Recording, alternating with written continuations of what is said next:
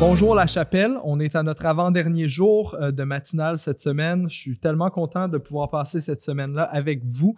Quand j'étais enfant, je sais pas pour vous, là, mais moi, quand j'étais enfant, j'aimais vraiment ça, me déguiser.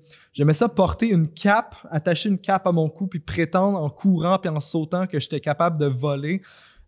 J'aimais ça aussi, porter un costume de ninja puis de prétendre que j'étais invisible dans la noirceur. Une chose que je trouve intéressante quand je pense à tout ça, c'est de me rappeler à quel point que je croyais que ce que je portais me définissait ou définissait mes capacités ou définissait comment les autres me percevaient. Donc, c'est un peu comme ça à la vie adulte, je dirais aussi. Moi, je porte le costume du pasteur et de l'étudiant en théologie. Toi, peut-être que tu portes un autre costume, peut-être que tu portes le costume du boss d'une grande compagnie, peut-être que ton costume, c'est celui d'une mère monoparentale, peut-être que ton costume, c'est celui d'un activiste qui veut voir la société changer, peut-être que ton costume à toi, c'est celui des blessures que tu as subies dans ta vie, ou peut-être que tu peux même porter le costume du chrétien parfait. Donc, mon message aujourd'hui s'appelle « Le miracle de Bartimée ». Et peut-être que vous allez vous dire, qu'est-ce que ça a rapport avec l'aveugle Bartimée? Je veux vous apporter justement un nouveau regard sur cette rencontre-là que Jésus a eue avec Bartimée, parce que le miracle de Bartimée, c'est pas seulement la guérison de sa vue, il y a aussi autre chose. Donc, voici le texte en Marc 10, 46 à 52, qui dit « Ils arrivèrent à Jéricho, Jésus et ses disciples. Et lorsque Jésus en sortit avec ses disciples et une assez grande foule, un mendiant aveugle, Bartimée, fils de Timée, était assis au bord du chemin. Il entendit que c'était Jésus de Nazareth et se mit à crier « Fils de David, Jésus, aie pitié de moi !» Plusieurs lui faisaient des reproches pour le faire taire, mais il criait d'autant plus fort « Fils de David, aie pitié de moi !» Jésus s'arrêta et dit « Appelez-le. » Ils appelèrent l'aveugle en lui disant « Prends courage, lève-toi, il t'appelle. » L'aveugle jeta son manteau, se leva d'un bond et vint vers Jésus.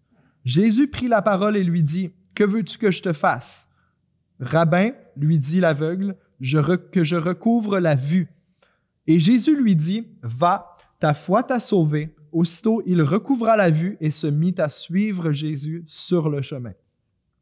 Donc, le premier élément qui nous frappe en lisant ce texte-là, c'est le miracle que Jésus fait.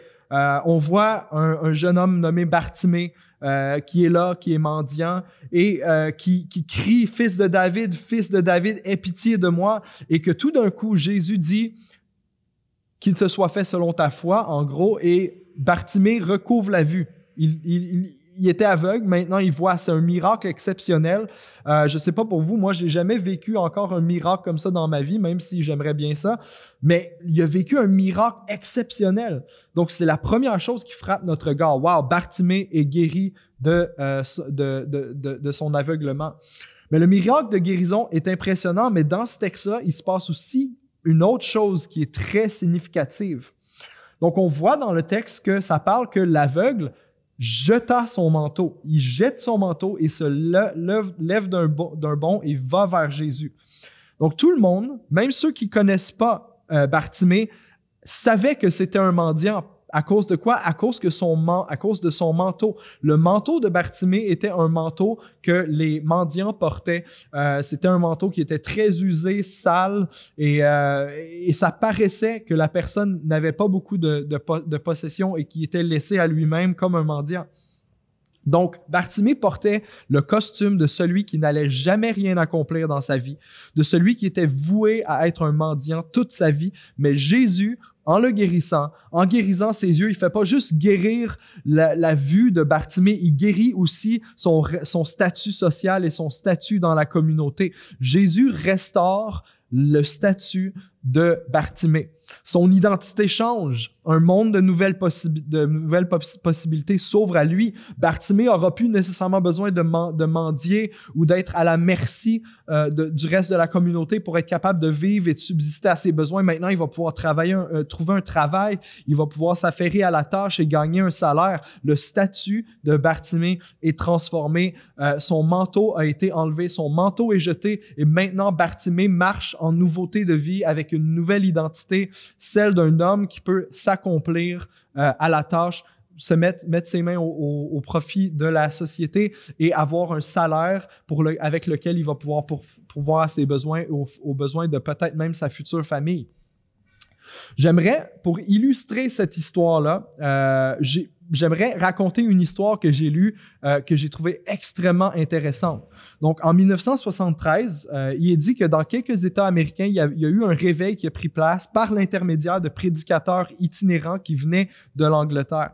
Et durant cette période-là, il y a beaucoup de personnes de différentes classes sociales, de couleurs de peau, qui ont commencé à rencontrer Dieu et à entrer en relation les uns avec les autres, ce qui était vraiment pas habituel en 1773. Laissez-moi vous dire, habituellement, les classes sociales ne se mélangeaient pas trop et les différentes ethnies non plus se mélangeaient pas trop, surtout aux États-Unis. Parmi ces personnes, un homme avec un bon statut a commencé à parler avec un jeune serviteur de combien Dieu avait été bon envers leur âme. Donc, ils ont été amenés à travers cette conversation-là à parler de leur rencontre avec Dieu et du temps que ça leur a pris pour se convertir, du moment où ils ont entendu le message de Jésus à leur conviction de péché et à leur repentance et l'acceptance de la grâce de Dieu. Donc, l'homme avec un bon statut dit à l'autre que ça m'a pris 3 mois de détresse et de tourmente dans mon âme avant de recevoir la plénitude de la paix qui vient du salut de Dieu. Et le jeune serviteur, lui, surpris, dit, moi, ça m'a pris juste 2 semaines entre le moment où j'ai entendu parler de Jésus pour la première fois et où je me suis converti pour recevoir le pardon de mes péchés. C'est ce que le jeune serviteur a dit. Et l'homme du bon, au grand statut, au bon statut, demande au serviteur, mais pourquoi est-ce que tu as reçu le salut plus rapidement que moi? Et voici la réponse du jeune serviteur qui m'a vraiment frappé. Le jeune serviteur répondit à l'autre, parce que vous qui avez un bon statut avez beaucoup de vêtements sur vous et quand Christ vous appelle, vous n'êtes pas capable de courir pour vous jeter à ses pieds. Vous êtes juste capable d'y aller en marchant, en gros. Nous, les pauvres serviteurs, on a seulement ça. Puis là, il pointe à la guenille ou le morceau de tissu attaché à sa taille et il dit, mais quand Christ nous appelle, quand on entend Christ nous appeler, j'ai juste à enlever ça et à courir vers lui de toutes mes forces pour me jeter à ses pieds. Donc, Bartimée a fait la même chose. Bartimée avait rien. Bartimée avait seulement son manteau de mendiant et quelques pièces que la communauté lui avait jetées. Bartimée fait la même chose. Aussitôt qu'il entend Jésus, il se lève, il jette son manteau et il marche vers Jésus. Probablement qu'il y avait des personnes qui l'aidaient à marcher vers Jésus vu qu'il était aveugle. Mais il délaisse d'une certaine façon son ancienne identité. Il jette son manteau.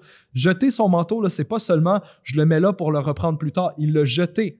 Comme ça, cette partie-là de ma vie est terminée. On voit la foi de Bartimée, une foi tellement profonde, une foi tellement certaine qu'il va être guéri, qu'il va être restauré. Et il crie à Jésus jusqu'à ce qu'il soit restauré. Donc, 3 réflexions pour nous aujourd'hui. Est-ce que ça t'arrive d'oublier la nouvelle identité que Jésus t'a donnée? Est-ce que ça t'arrive d'oublier que Jésus t'a pris d'un endroit où est-ce que tu étais un mendiant et qui t'a restauré, qui t'a donné une nouvelle vie et que maintenant, peut-être que tu n'es pas riche financièrement, mais tu as une richesse de récompense dans les cieux qui t'attend, la vie éternelle étant la plus grande de ces récompenses. 2e réflexion. Qu'est-ce qui te retient de courir vers Jésus? C'est quoi les vêtements que tu portes en ce moment? Les choses qui pèsent sur toi, les choses qui t'empêchent de t'approcher de Jésus. Est-ce que c'est ton travail? Est-ce que c'est des personnes qui te jugent pour ta foi? Est-ce que c'est, je sais pas moi, un membre de famille qui a des difficultés ou quoi que ce soit? Est-ce que c'est quoi qui est sur toi? Quelle identité est-ce que tu portes? Quels vêtements est-ce que tu portes qui t'empêchent de courir et de te jeter aux pieds de Jésus?